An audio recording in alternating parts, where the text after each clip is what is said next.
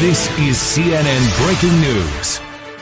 Hello, you're on the tuto to the shifter for this Jazz XR 750.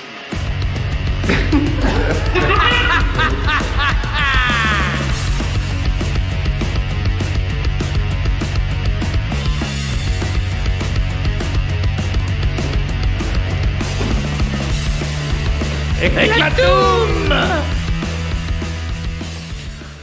On retrouve donc notre projet, la GSX-R 750, c'est une quoi? C'est une 2008, c'est ça? Donc ouais, c'est une K8. K8, K9, ouais. Dessus, on va vous faire un petit tuto montage de shifter, en l'occurrence. C'est un HM. Shifter HM.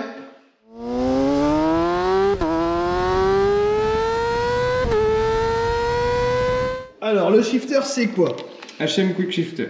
HM Quick Shifter. C'est le HM+, ils ont plusieurs gammes de shifters, c'est assez haut de gamme. Ça se monte très facilement. On a ça en gros donc d'Écosse qu'on vient se connecter sur les bobines, pardon, avec le petit boîtier qui est ici, qui nous permettra de faire les réglages et puis se connecter surtout à la moto. Et avec ici la tige de sélection où on vient se reprendre bien sûr sur les sélecteurs de la moto. Voilà, donc en fait, on va remplacer cette tige-là.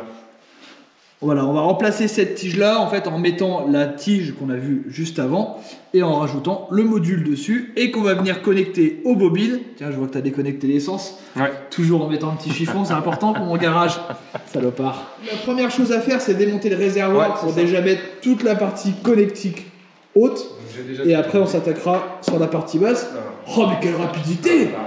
Mais là, on voit le mécanicien professionnel tout de suite. Donc, j'aime bien quand on bosse pour moi comme ça. Dodo démonte la boîte à air, puisqu'il faut accéder aux bobines pour intercaler le faisceau qui est là et qui va donc se charger de couper l'alimentation quand on aura ici une coupure sélectionnée par le shifter. Alors Dodo, maintenant que t'as eu besoin de ma force pour déboîter une petite durite. J'ai T'as une crevette. T'es une crevette. Alors là, donc. En fait, c'est super accessible. Une fois la boîte à air retirée, le réservoir, ce qui est quand même une opération très simple. Voilà, donc en fait, on intercale tout simplement, on débranche la bobine qu'on vient brancher sur le faisceau et l'autre bout du faisceau retourne sur la bobine. C'est vraiment super simple à installer. Donc une fois qu'on a fait ça et qu'on a bien gonflé son bidon. Tais-toi! Nous sommes à toi! Peut-être tu vas merde chien! Oh là là là là! Comme ça là. Donc on remonte sa boîte à air, donc on a fait guider. Tiens, je vais le retirer, ça te fera chier. Je peux le retirer ou pas? Oui, bah vas-y, maintenant plier, voilà, ça y est, j'ai fait. Bon, les ouais, mais trop tard. Donc là, on met des petits colsons pour bien guider ses câbles, que ça vienne pas gêner. On fait attention au palonnier. Et on vient passer son câble. Donc en fait, vous avez le câble qui vient à la masse de la batterie, donc on va lui faire un petit passage bien guidé comme il faut, le passage du seigneur, et après vous avez la partie ici qui va venir, en fait tout ça on va l'amener près de la batterie, donc sous la selle, et après l'autre partie va venir sur la nouvelle tige, parce que oui en fait du coup il faut racheter une tige, on vous expliquera à la fin le prix du shifter, ce qu'il faut exactement, la nouvelle tige, etc. Écoutez-le. Allez, vidéo mouton, regardez, il y a un poil blanc. J'ai vu un poil blanc tout à l'heure, là, ici. Oh, il y en a plein. Il y en a plein. Casse-toi! Il y en a plein, puis il y a plus de pellicules qu'à Hollywood. Donc avant de démonter votre tige de sélection, vous venez faire un point en fait de marquage. Voilà, comme ça on sait. Hein, dans quel sens? Sur certaines motos, tu as déjà un trait. Voilà, ben là il n'y en a pas, donc on en fait un, comme ça on repère le sens en fait. Et on va leur positionner au plus près pour leur montage, pour avoir le même angle. Ah, plus de batterie. Tu vas me niquer la batterie! J'ai pas la batterie. Du coup là on va couper la tige de sélection pour pouvoir installer notre capteur. C'est parti. Donc Yann nous fait un beau travail de précision pour pouvoir reprendre les filetages et mettre les raccords entre capteur et du coup la tige. Bon, c'est de l'alu, donc on vient déjà ébavurer juste avant, donc On a fait un travail de précision. Tétagnon, très bien, Tétagnon. Collignon. Collignon, face de fion. Avec le bord. Ici, en fait, on est venu bavurer. Un petit coup de filetière et après... Le filetier. Oui, le filetière. C'est quoi le filetier? Bah, c'est là où on fait le filetage, connard. Mais non, c'est une filière.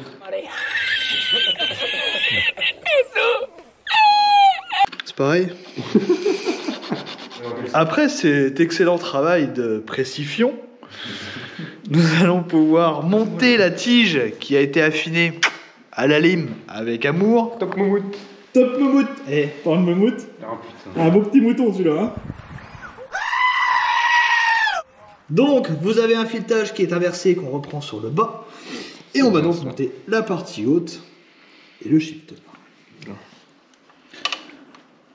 Hop là. Voilà, donc vous revenez en fait, une fois que vous avez fait la partie basse, vous revenez mettre sur votre réglage que vous avez noté tout à l'heure. Voilà, donc une fois que c'est monté, c'est en place sur la partie haute, on a repris le réglage qu'on avait indiqué de base. On met la petite vis. Donc il faut juste rajouter la tige en fait, hein, pour éviter d'abîmer la vôtre et puis de couper la vôtre. Parce que là en fait celle-là, par exemple, si tu retires tes grosses mains, Les grosses papates. et ben du coup voilà, elle est prévue pour être coupée et pour ajuster. Ça vaut 15 balles. Voilà, ça vaut 15 €. C'est en plus du coup du. Voilà, en plus du shifter. Donc le coût du shifter, on va vous le dire maintenant.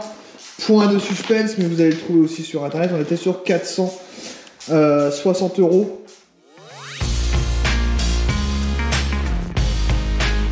Alors Dodo, quelle précision tu voudrais apporter? Et ben du coup moi entre temps j'ai été au salon de la moto, donc salon du 2 roues à Lyon, donc le jeudi et le vendredi on y a été, et du coup j'ai pu parler avec le commercial de chez Depot Racing, donc un revendeur HM pour le quick shifter, très sympa d'ailleurs.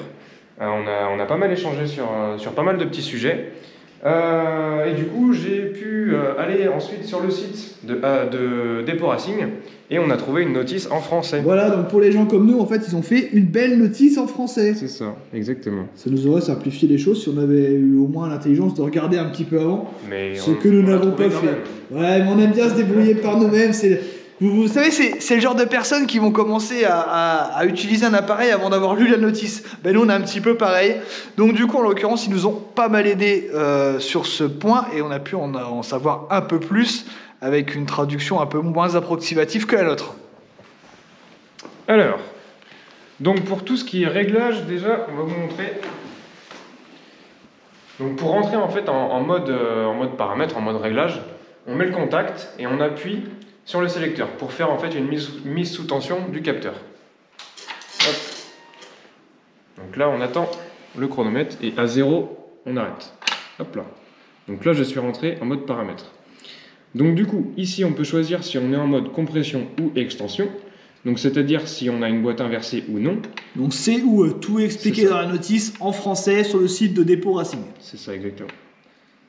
Donc voilà, donc moi je me mets en extension, vu que c'est pour une montée de vitesse, la boîte n'est pas inversée. Voilà, donc en fait il y a deux paramétrages. Il y a un paramétrage possible pour les boîtes inversées et un paramétrage possible pour les boîtes classiques. Là on est encore sur une boîte classique. Donc pour valider, je reste appuyé, voilà, et je passe sur le paramètre suivant, la sensibilité. Donc là on est à 65%, on valide. Le kill, donc c'est le temps de coupure, 55 millisecondes, c'est très bien, on valide. Alors pas trop court, hein, sinon vous pouvez exploser votre boîte. C'est ça. Et là, on arrive sur le mode HMSS. Alors, qu'est-ce que c'est le mode HMSS Dodo? Je vais valider parce qu'on va le laisser en on, 2 petites secondes. Hop là. Et voilà. Donc là, notre shifter est totalement paramétré. Donc, le mode HMSS, si on récapitule la notice de Depot Racing. Il est où, Pépère? Qui est quand même vachement mieux faite, je trouve, que la notice anglaise, qui même en anglais est un petit peu brouillon et pas tellement à jour.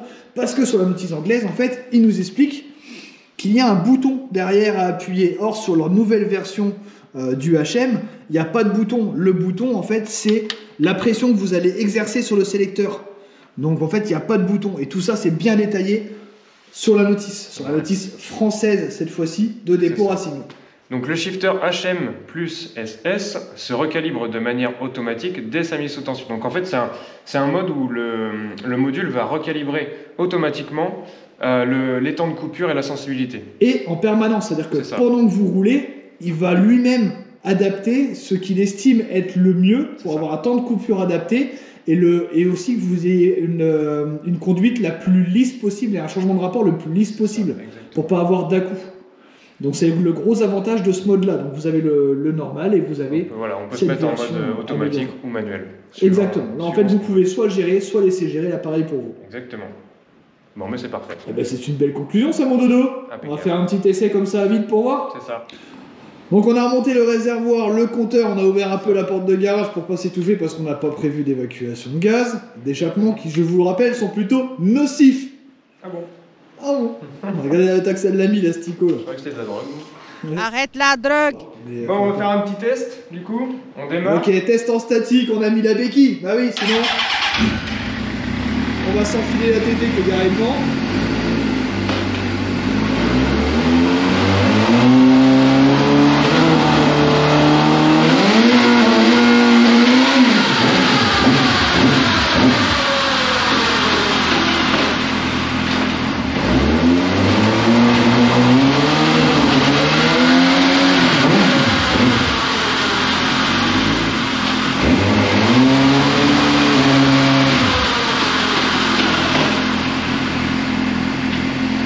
On vient de prendre 150 sur la béquille. C'est quelque chose à ne pas mettre entre toutes les mains. Bah, j'ai l'impression qu'en plus, il sort au fur et à mesure. J'ai l'impression qu'on voit qu'il se calibre parce que tu vois que la réaction est pas pareille sur les premiers démarrages Après, qu'on a fait sans en filmer. statique, c'est pas pareil, il va falloir aller essayer ça sur Oui, carrément.